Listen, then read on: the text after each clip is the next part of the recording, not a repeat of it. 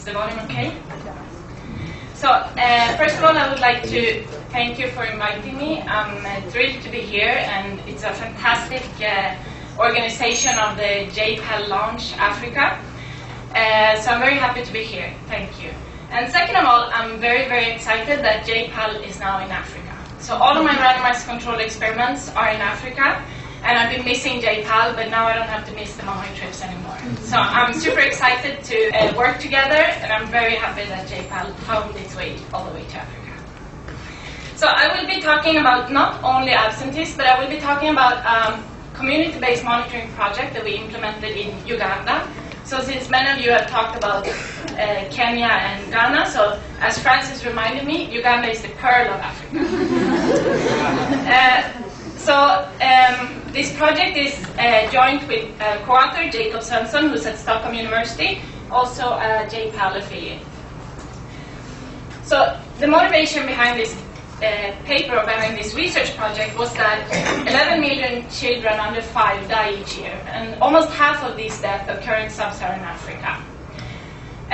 And more than half of these children die from diseases that very easily could have been prevented or treated if the children had had access to a very set of small, proven, inexpensive services. So children die of diarrhea, pneumonia, malaria, and neonatal disorders. And a lot of children die from measles. So the big question, of course, is that if these services are proven inexpensive services, why are they not provided? And as many of us know, provision of public services, in this case, is going to be about healthcare, to poor people in developing countries is constrained by weak incentives of service providers. So there is anecdotal and also evidence that shows that schools and health clinics are not open when they're supposed to. Teachers and health workers are frequently absent from schools and clinics. And when they're present, they spend a significant amount of time not serving the intended beneficiaries. Equipment that are there is not used. Drugs and vaccines, if they are there, then they might be misused. And there is evidence of public funds that are expropriated. So you can apply two different approaches. So clearly one can think about, so let's say that we want to strengthen providers' incentives to serve the poor. And this is then crucial for addressing these failures that I just talked about. But so how can this be achieved? So then there are two obvious approaches. One is the approach that is usually applied in many developed countries, which is the external control top-down approach. So the tacit assumption behind this type of approach is that you need more and better enforcement of rules and regulations, and this will strengthen providers' incentives. The problem, though, is that the relationship of accountability between providers and the state is in many developing countries not very effective. Then there is another approach that has been very popular for many years, and it's talked about a lot in recent years. And this approach has many names. So you can call it beneficiary control, you can call it community-based monitoring, or it's local accountability, or grassroots empowerment. So there are many words of this type of approach. The key thing is that what you want to do is that you want to strengthen the provider's accountability to the citizens or the users of this service. So you want to try to build accountability that relies on the civic engagement, where the citizens or the users of this service directly or indirectly participate in extracting accountability. So there is a lot of anecdotal evidence that this is working, and a lot of NGOs are using this approach. But up to this point, there has been little credible evidence on the impact of policy interventions that aim to achieve it.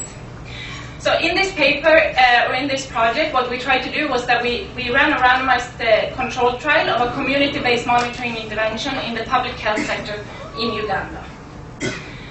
So the Ministry of Health in Uganda said that they are spending a lot of money on it, and still the health picture was not looking very good or was not improving. So they asked for advice on how to come up with some type of intervention without a lot of money, and if we could pilot and try out. So we initiated a pilot project, which is the citizen report cards, that aim to enhance community involvement and monitoring in the delivery of primary health care in Uganda, and this project was started in 2004. So the research design of this project is that we ran this randomized field experiment in 50 health facilities and what we call their communities in 9 districts in Uganda, in all regions in Uganda. So these health facilities were public health dispensaries, and for those who know about the Ugandan health system, it was health centers level 3. So these health centers are the lowest tier of the health system, where there's supposed to be some type of professional interaction between the users and the providers. So they have a medical doctor, they have midwife, and they have nurses. What we call a community is then households that reside in the 5-kilometer radius around the health facility. So what we did was that we had these 50 health facilities in these 9 districts, in these 4 regions, and we randomly chose that half of these units, so 25, were randomly assigned into the treatment group, and they then received the citizen card program, and half of them were assigned to the control group, who did not receive the program, but only the survey. So the intervention sought to relax 2 constraints that we understood during piloting that these communities typically face if they would like to provide, if they would like to monitor providers. So the first one was they lacked access to reliable and structured information on the community's entitlements and the status of the service delivery of their local health provider. So usually when you talked in these community meetings, you found out that usually a woman knew what happened when she went to the health clinic and whether she was treated or not treated. But she did not know what the aggregate picture of all the users in the health clinic was. So what is the average picture? What happens to other people when they go there? And on aggregate, how are people treated and what type of services are they receiving? And then the second constraint was, of course, inadequate local organization capacity. So as users of a health facility, to meet, come together, discuss, and come up with actions. So the main objective was to strengthen providers' accountability to the users. And they was to initiate a process by using local civil-based organization as facilitators. And then this process, the goal was that the communities should manage and sustain it themselves. So we did not work with one NGO. We worked with 18. So we worked with 18. We wanted to work with very local NGOs. So in order to work with very local NGOs who stay in these areas, we had to pick 18, and there are different languages in Uganda, so in order to make sure that everyone spoke the right language and so on, we used then 18 CBOs who facilitated and ran this project for us. So there were 2 components. So first of all, the communities were provided with relevant information on the status of service delivery and the entitlements. And then community members were encouraged to agree on and coordinate on expectation of what is reasonable to demand from these providers. And they also developed a plan on the steps that they were going to take to improve service provision. So these local NGOs facilitated village and facility meetings. We had 3 sets of meetings. We had a community meeting where we gathered users from all around the health facility. This was a 2-day afternoon event. We had health facility where we had all the people at the health facility, all the health facility staff meet during one afternoon, and we had what we call an interface meeting where the community members and the health providers met and talked and came up with actions. So the communities and health facilities were provided with baseline information in an accessible format on the status of service delivery at the local health provider. And this information was provided both in absolute terms, so how is your local health facility doing, but also relative to how is the district doing and how is your health facility doing relative to the other health facilities in the district. And not only that, how is your health facility performing and faring compared to the national average.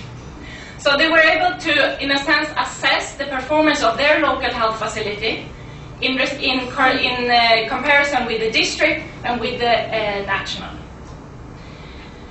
The communities then discussed and analyzed baseline information relative to these other providers and the government standard.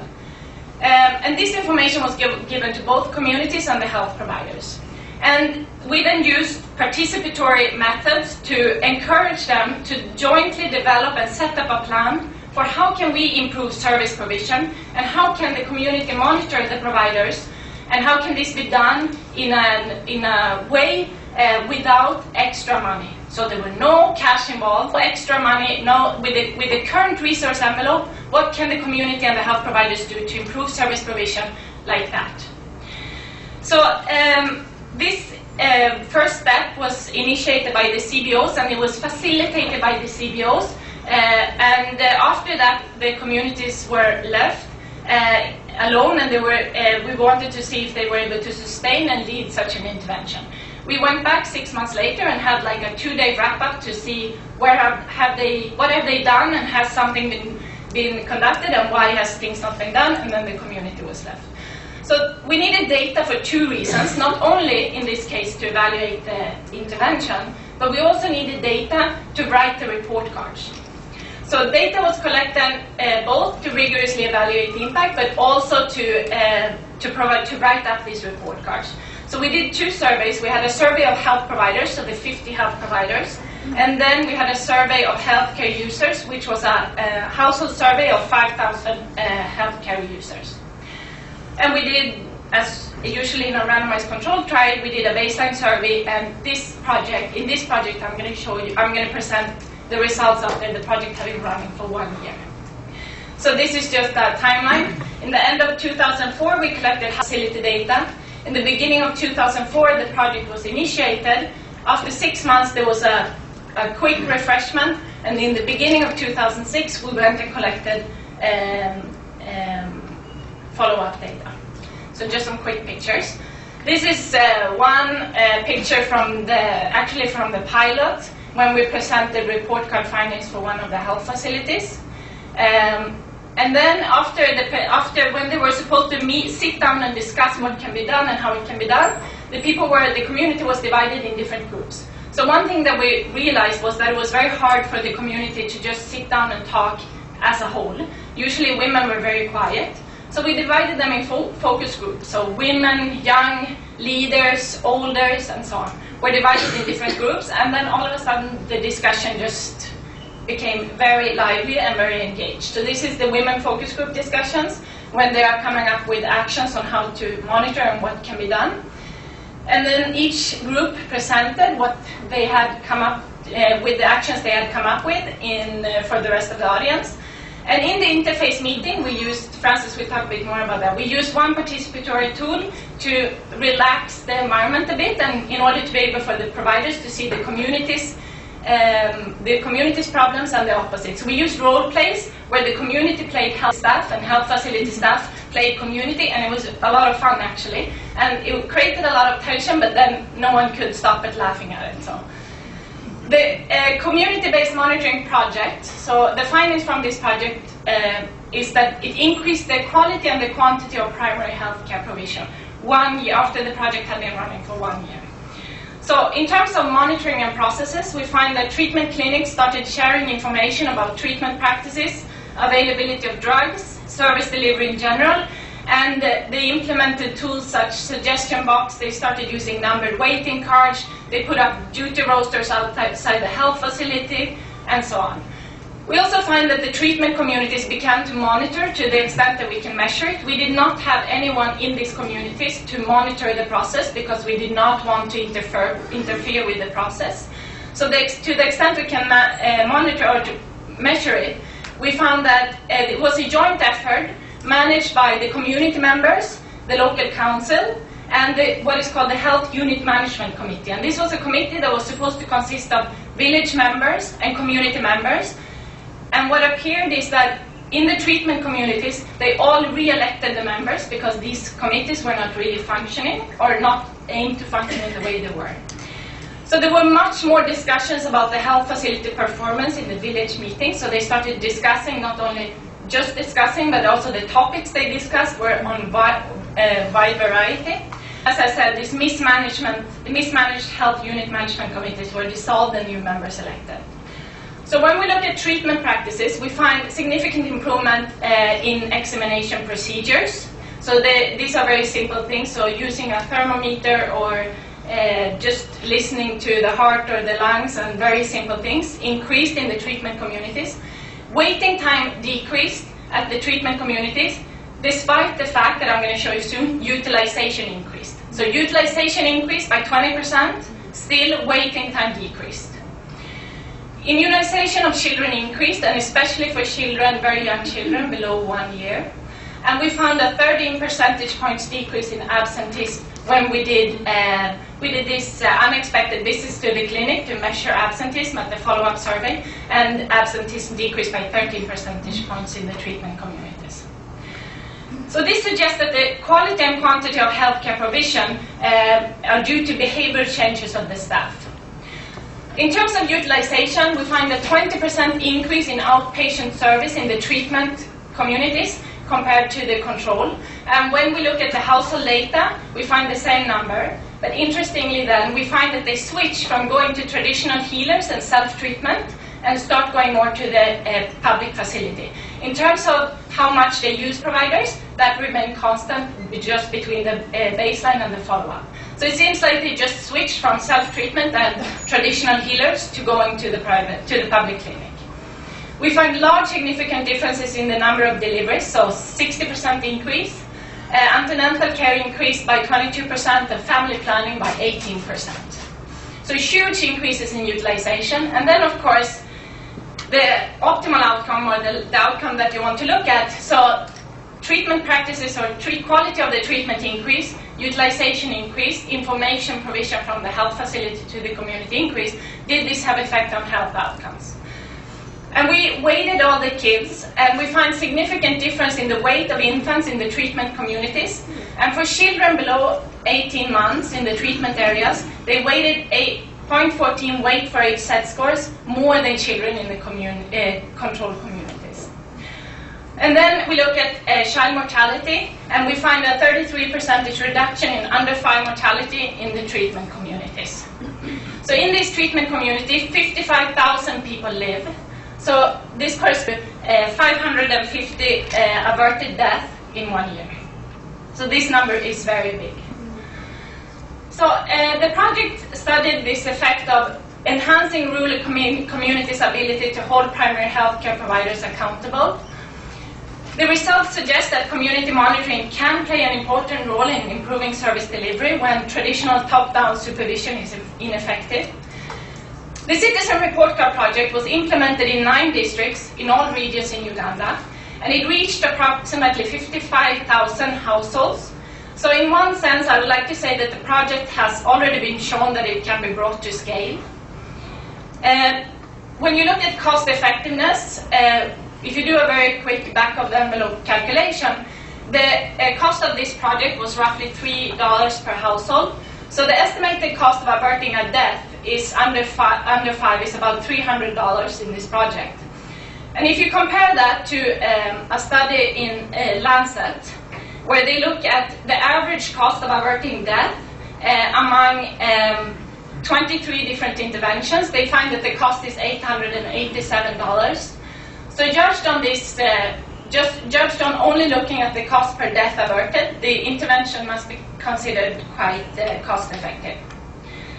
But then the question is, so should you then scale this up, and because it has huge effects on child mortality, should you then scale this up and start to implement this all over the region? So before doing that, I need to understand more. So first of all, this was an effect after 1 year. So the project has been running for 1 year, and I think one needs to understand more about the long-term effects. And we actually continued the project for 3 more years. And we are at this moment starting to analyze the long-term effects of the project, and hope to have some results in a couple of months on the effect of the long-term effects. I also think one needs to understand more about, this was a project that had a black box, so it provided information and it provided participation.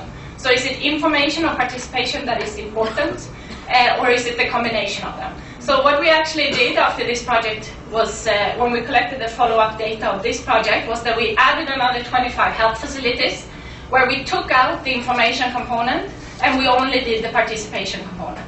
And that's also going to be part of the evaluation that we're doing at the moment.